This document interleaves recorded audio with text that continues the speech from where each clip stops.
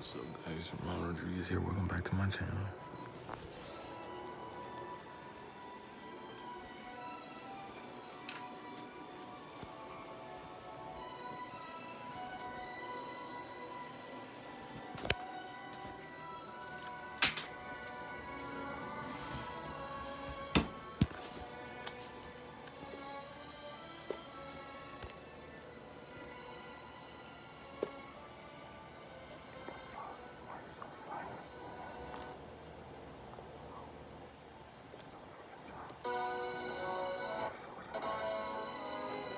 Watch out, Halloween stuff. No.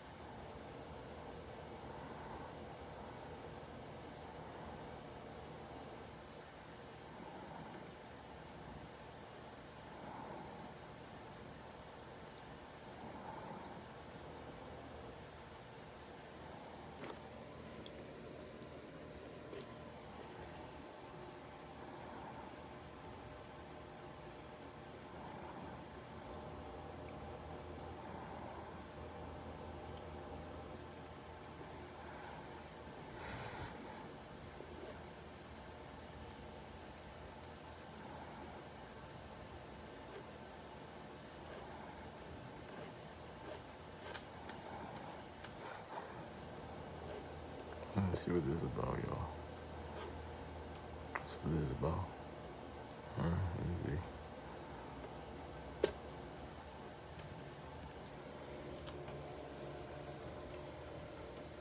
So that's what we're finna look at. Chuck E. Cheese Massacre.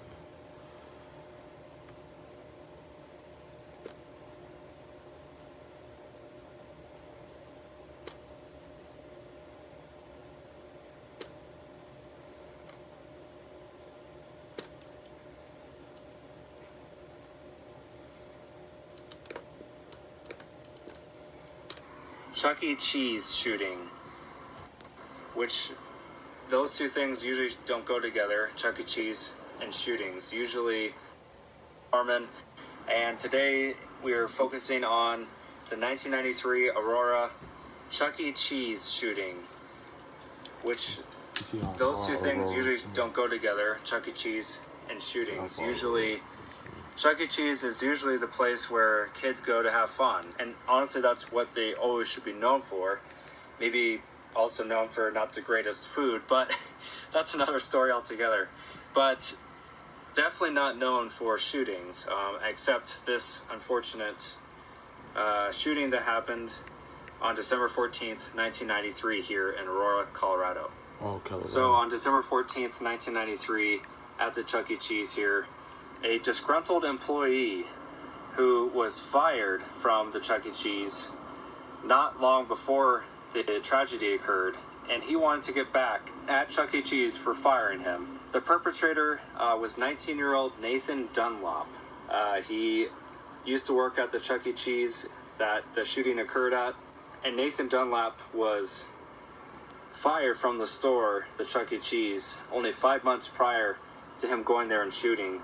According to him, he was wanting his revenge against the Chuck E. Cheese for him being fired. So unfortunately, 4 employees were shot and killed when Nathan Dunlop went in and started shooting.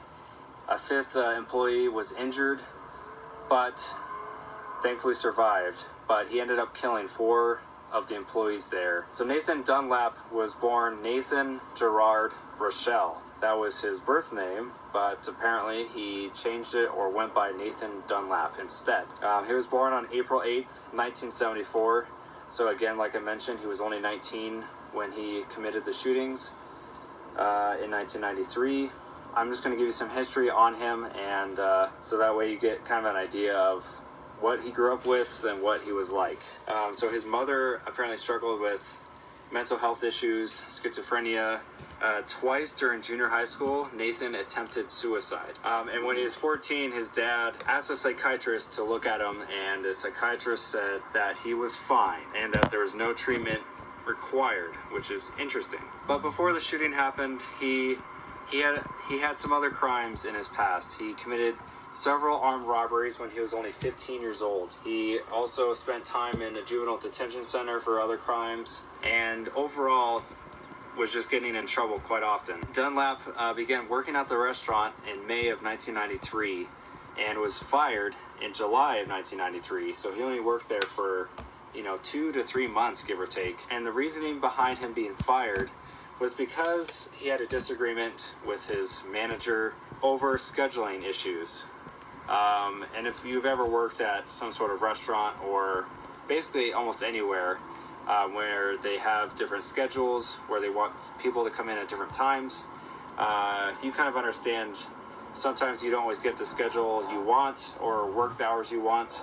So he was ultimately fired, according to what I read, because of some sort of scheduling issue with the manager he just didn't like or whatever.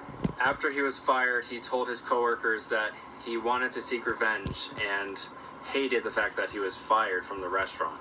So if that doesn't show him having some premeditation, to me it sounds exactly like that. He sounds like he was planning to get revenge, and that's what he told his coworkers. Now, you always wonder how come the coworkers didn't say anything, and you always hear that a lot of people are friends of someone who commits like a mass shooting, but a lot of their friends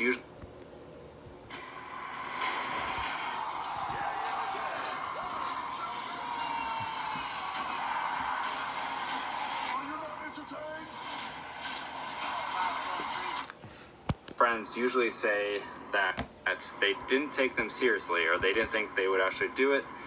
And unfortunately, I think in this case, I think that's what the coworkers probably thought. They probably thought, that he was just pissed off and, said some things he didn't mean. Well, he meant them, you guys, because he committed the crimes. So let's get into the actual shooting. So 9 p.m. December 1993, Nathan Dunlap walked into the Chuck E. Cheese where he used to work at. He ordered a ham and cheese sandwich and played some games. Then he hid in a restroom at about 9:50 p.m. just before closing, obviously to hide. That way he could jump out and ultimately ambush anyone there who was working. At about 10:05 p.m., shortly after they closed officially the restaurant, he got out of the restroom and shot 5 employees that were there with his semi-automatic pistol. Dunlap first shot Sylvia Crawwell, who was only 19 years old. She was cleaning the salad bar area when she was shot. She was unfortunately shot near the right ear and killed instantly. 17-year-old Ben Grant was fatally shot near the left eye while he was vacuuming. 17-year-old Colleen O'Connor dropped down to her knees as she saw him approach and pleaded for her life. But he didn't heed that and ended up shooting her directly in the head, killing her. Then, lastly, Dunlap forced the manager, 50-year-old Marge Kohlberg, to open the safe and to give him all the money that was in there. After she gave him the money, he shot her in the ear, and then he shot her a second time, which was the fatal shot in the other ear. And the only survivor was Bobby Stevens, 20 years old. He was out back taking a smoke break when he heard noises and thought it might be some kids popping balloons inside. As he made his way inside near the kitchen area, that's when he was approached by Dunlap and shot in the jaw. Apparently he pretended to play dead, as he actually didn't die, so he pretended to be dead in order to make it out of there. Stevens, who survived the shooting, made his way back outside to the neighboring apartment complex and got help. But Dunlap escaped for the time being, made off with about $1,500 from the safe, but eventually ended up getting found and caught at his mother's house about 12 hours later. So once he was arrested, he was found guilty and was convicted of 4 counts of first-degree murder and I believe 1 count of attempted murder. He was given the death penalty, actually. But as a lot of things go, his death penalty case was changed to life in prison without the possibility of parole, due to the fact that I believe Colorado's law has changed on the death penalty, and so his death penalty case was changed to life in prison with no chance of parole. Is that really fair? Well, at the end of the day, at least he's not going to be able to come back out in public, so I think that is a good thing. I don't know, how crazy is it that all these different shootings have happened so close to each other? Like I mentioned, if you didn't watch the earlier episode of the James Holmes theater shooting that happened in 2012, that was only 10 minutes up the road, and we're only 20 minutes away from Columbine, and we're only about 45 minutes away from where JonBenét, the little girl, was found dead in her house. So all these different things have happened really, really close together. So a little disappointing for me and probably for you guys, but as this was, 27 years ago, this location is not a Chuck E. Cheese no more. It's turned into a Panera Bread. The location of this former Chuck E. Cheese, now Panera Bread, is located at 12293 East Iliff Avenue in Aurora, Colorado. Obviously, this is an active restaurant, so I can't just kind of peruse around back. Hopefully, the front of it does it justice. Pretty incredible and sad, obviously, what happened, but 27 years ago, this was a Chuck E. Cheese, and 4 people unfortunately lost their lives. They all had lots of their lives left to live, and of course didn't deserve any of that. The manager also was killed, and she was 50, but the rest were all really, really young.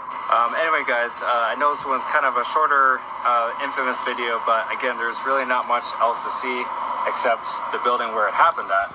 We're not going to end the video there. We're going to watch another video. But anyway, thank you guys for watching another episode of Infamous.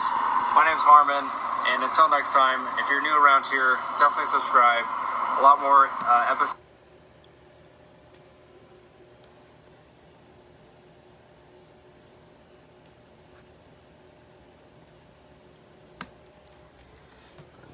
Watch that video. So don't forget to subscribe for more contact. The link is on the description. Yeah, the video's gonna be long, so I might as well jump in now. Smash the like button, tap the notification bell so you guys get notified every time I drop something. Comment your favorite part of the video, and share this with your friend. And I'll see you guys in the next video. Bye.